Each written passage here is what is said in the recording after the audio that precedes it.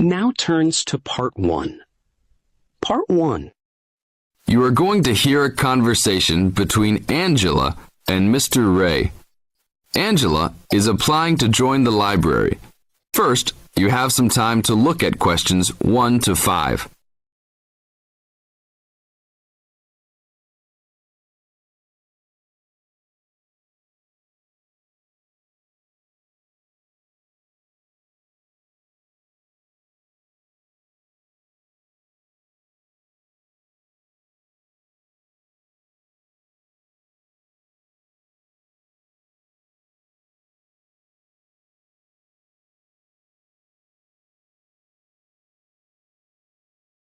Now we shall begin. You should answer the questions as you listen, because you will never hear the recording a second time. Now listen carefully and answer questions 1 to 5. Hello, how can I join the library? Well, you need to make an application. Would you like to do it now?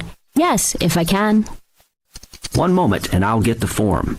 Now, I just need to ask you a few questions before you sign at the bottom. Okay. Your full name, please. Angela Mary Price. Price? Yes, that's right. Okay, and your address? Apartment 3, 86 Bridge Street, Pimlico.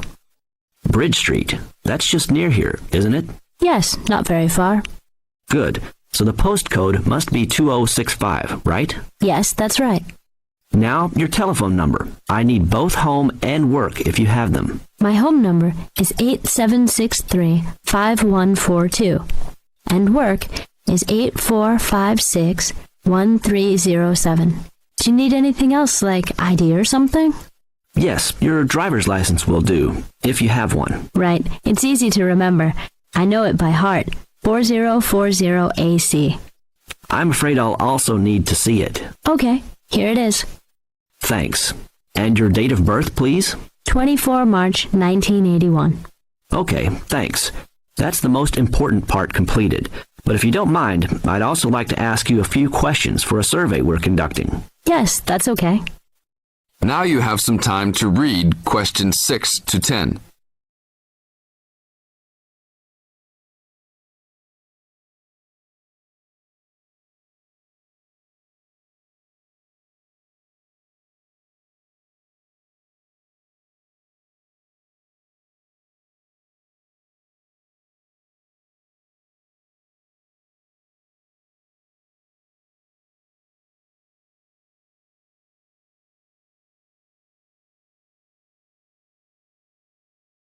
As the conversation continues, answer questions 6 to 10. What kind of books do you like to read? Here's a list to look at. Oh, it varies from time to time, but I always like to relax and learn about other countries I might visit one day. I don't like anything too heavy or serious, unless it's about animals or the environment. I'm not really into sport very much. Anything else? Well, I do like entertaining at home. You know, dinner parties. So I suppose you'll have something for me in that line. The pictures in those books always make me hungry, although they never seem to turn out exactly as they look in the books. Fine. I think that's all I need now, except I need you to sign here on the application form. Oh, and I almost forgot. The membership fee is $20, which is refundable if you no longer stay a member. There you are. Do I sign at the bottom here? Yes, that's right. You can borrow books now if you wish, although your membership card won't be ready until next week. So if you want to borrow today, you can pick up your card when you return your first books. That's if you want to take some now. I think I will, but I'll have a look around first. Okay, take your time. This is the end of Section 1. You now have half a minute to check your answers.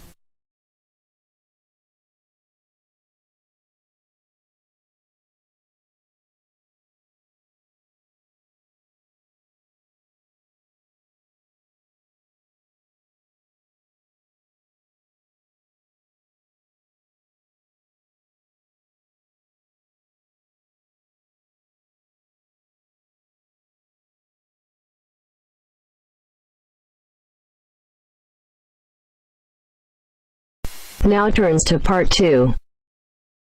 Part 2. First, you have some time to look at questions 11 to 15.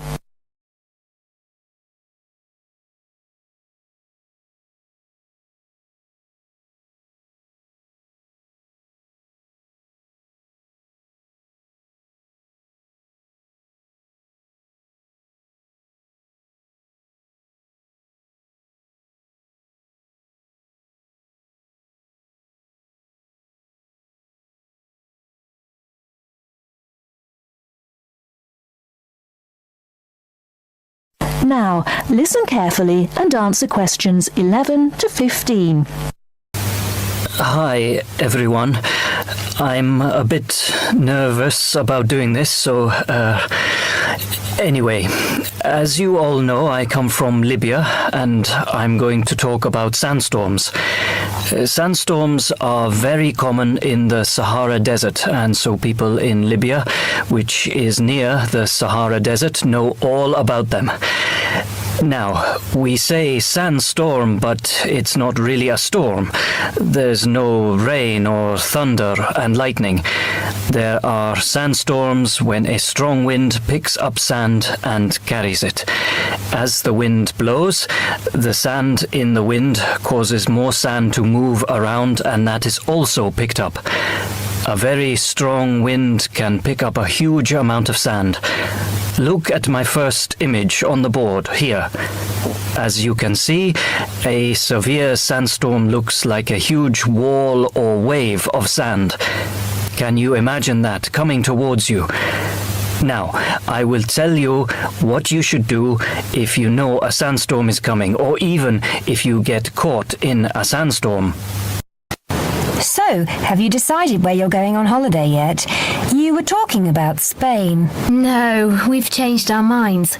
We're going to Egypt for 2 weeks. Wow, really? When are you going? The second week in August. Egypt in August? You're brave. It'll be absolutely boiling then, won't it? Yeah, that's what I want. We'll go and see the sights early in the morning when it's still quite cool, and then lie around by the swimming pool in the midday heat. I went to Morocco in the summer a few years ago. I couldn't sleep until about 2 in the morning. I always said that if I went anywhere like that again, I'd go in the spring or autumn. Well, I can't wait. You just see my tan when I get back. Before you hear the rest of the talk, you have some time to look at questions 16 to 20.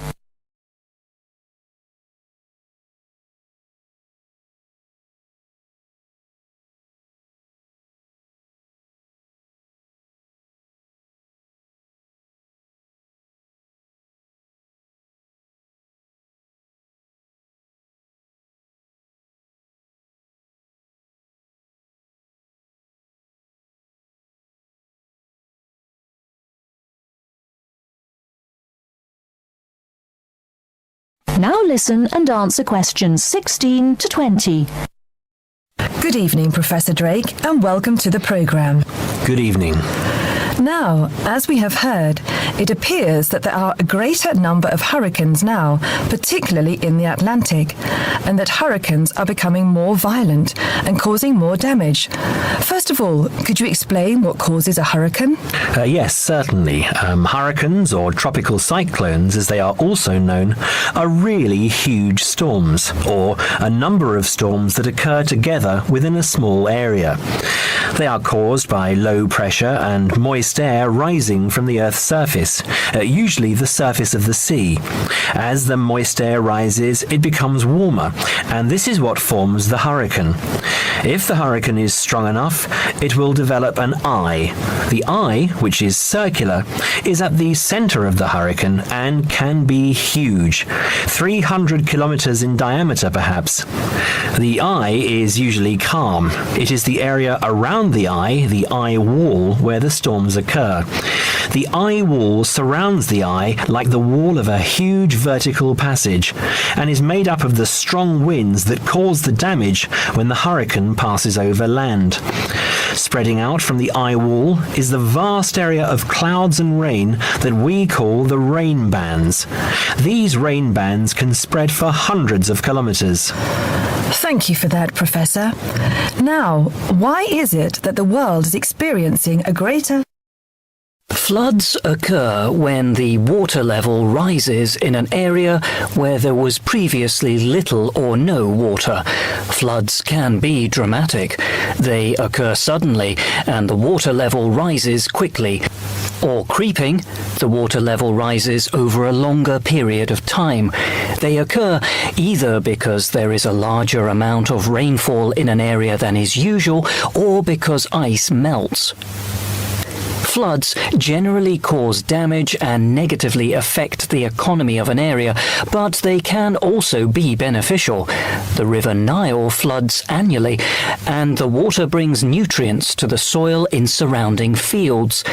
This, of course, means better crops. Most floods occur naturally, but they can be... That is the end of part 2. You now have half a minute to check your answers.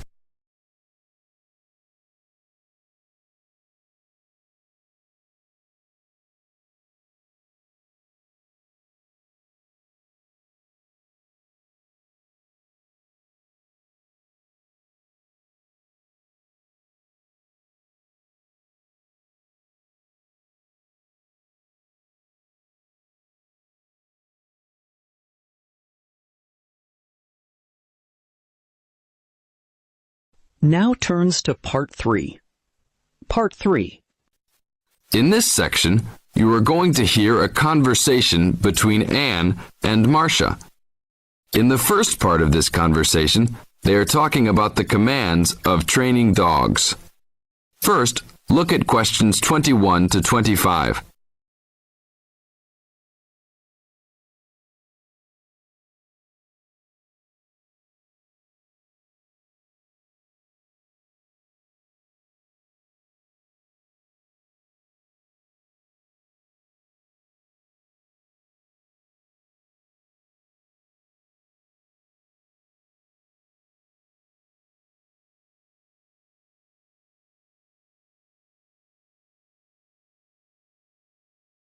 Now listen to the first part of the conversation and answer questions 21 to 25. Complete the table showing different commands for different forms of dog training. So that research paper we have to do next, the one about how are different styles of training dogs, how do you think you'll approach writing it? You know, I've been thinking about it. I feel that the best way to write it is to divide the paper into 2 main parts. In the first part, we'd be analysing some examples of each style of training dogs. Right, what the styles are. After that, we can talk about how each style can be used so that the dogs learn something different from each one. Indeed. Maybe we could draw a chart and compare examples of each style of training, one at a time. So the different kinds of training would be simple obedience training. There you would have things like teaching them to sit, stay in one place, and so on. Right. So included in here would be simple audio commands like speak. Yes, basic commands are just spoken words, aren't they? And then there would be the more guard-oriented training, where the dogs are trained to know a specific place well. Patrolling and barking are probably the best examples, because most people have seen them in many places, especially in homes. And this would lead us to the attack dog training, which is physical as well as spoken, training the dog to knock someone down, and even biting if they have to. Right, so there's another category as well, sniffing dogs, which make up the searching category. I've read that in the UK, every major airport and government building has these dogs to search for all kinds of dangerous items. In the second part of the conversation, Anne and Marcia talk about all kinds of training and what kind of dogs they are suitable to. Look at questions 26 to 30.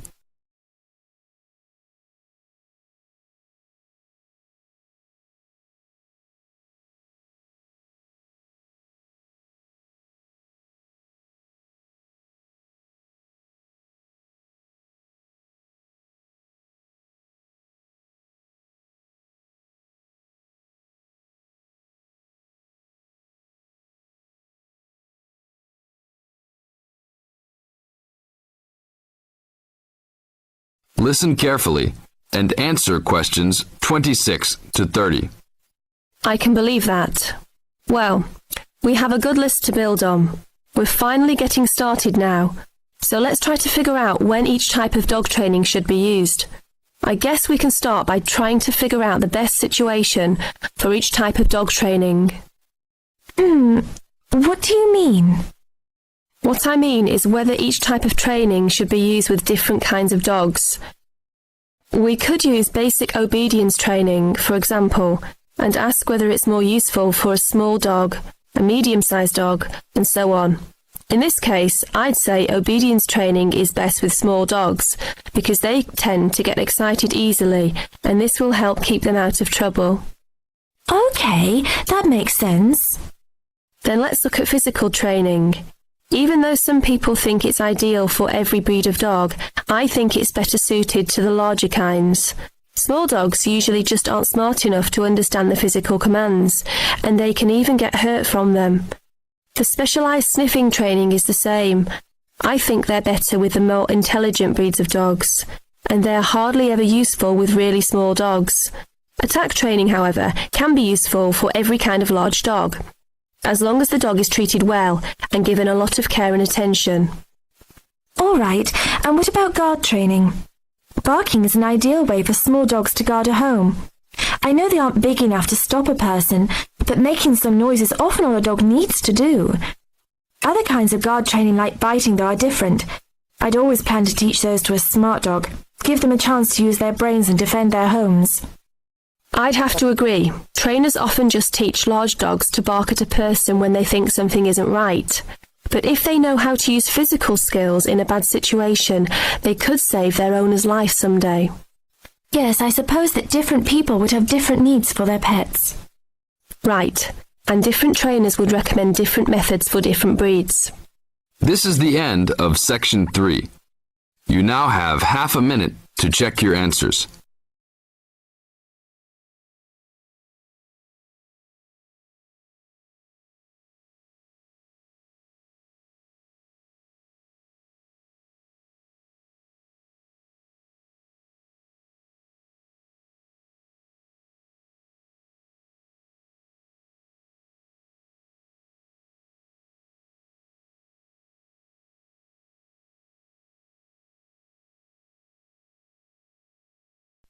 Now turns to Part 4.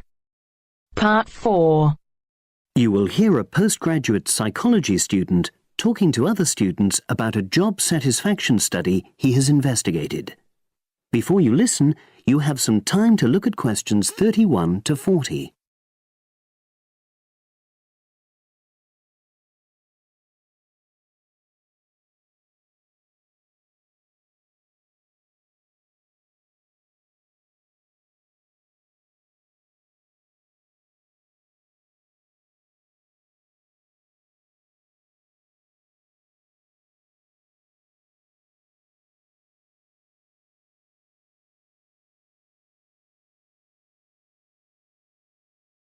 Now listen and answer questions 31 to 40. Good morning, everyone. For my presentation today, I'm going to report on an assignment that I did recently. My brief was to analyze the methods used in a small study about job satisfaction, and then to make recommendations for future studies of a similar kind. The study that I looked at had investigated the relationship between differences in gender and differences in working hours and levels of job satisfaction amongst workers. For this purpose, employees at a call center had been asked to complete a questionnaire about their work. I'll summarize the findings of that study briefly now. First of all, female full-time workers reported slightly higher levels of job satisfaction than male full-time workers. Secondly, female part-time workers reported slightly higher levels of satisfaction than female full-time ones did. On the other hand, male part-time workers experienced slightly less job satisfaction than male full-time workers. But although these results seemed interesting and capable of being explained, Perhaps the most important thing to mention here is that in statistical terms, they were inconclusive. Personally, I was surprised that the findings hadn't been more definite, because I would have expected to find that men and women, as well as full and part-time workers, would experience different levels of satisfaction. So I then looked more carefully at the methodology employed by the researchers to see where there may have been problems. This is what I found. First of all, the size of the sample was probably too small. The overall total of workers who took part in the survey was 223, which sounds quite a lot, but they had to be divided up into subgroups. Also, the numbers in the different subgroups were unequal. For example, there were 154 workers in the full-time group, but only 69 in the part-time group. And amongst this part-time group, only 10 were male, compared to 59 who were female. Secondly, although quite a large number of people had been asked to take part in the survey, the response was disappointingly low. A lot of them just ignored the invitation. And workers who did respond may have differed in important respects from those who didn't. Thirdly, as the questionnaires had been posted to the call center for distribution, the researchers had had very limited control over the conditions in which participants completed them. For instance, their responses to questions may have been influenced by the views of their colleagues. All these problems may have biased the results. In the last part of my assignment, I made recommendations for a similar study, attempting to remove the problems that I've just mentioned. Firstly, a much larger sample should be targeted, and care should be taken to ensure that equal numbers of both genders and both full and part-time workers are surveyed. Secondly, the researchers should ensure that they are present to administer the questionnaires to the workers themselves. And should they require the workers to complete the questionnaire under supervised conditions so that the possibility of influence from other colleagues is eliminated. Finally, as workers may be unwilling to provide details of their job satisfaction when they are on work premises, it's important that the researchers reassure them that their responses will remain confidential, and also that they have the right to withdraw from the study at any time if they want to. By taking measures like these, the reliability of the responses to the questionnaires is likely to be increased, and any comparisons that are made are likely to be more valid. So, that was a summary of my assignment. Does anyone have any questions? That is the end of part 4. You now have half a minute to check your answers.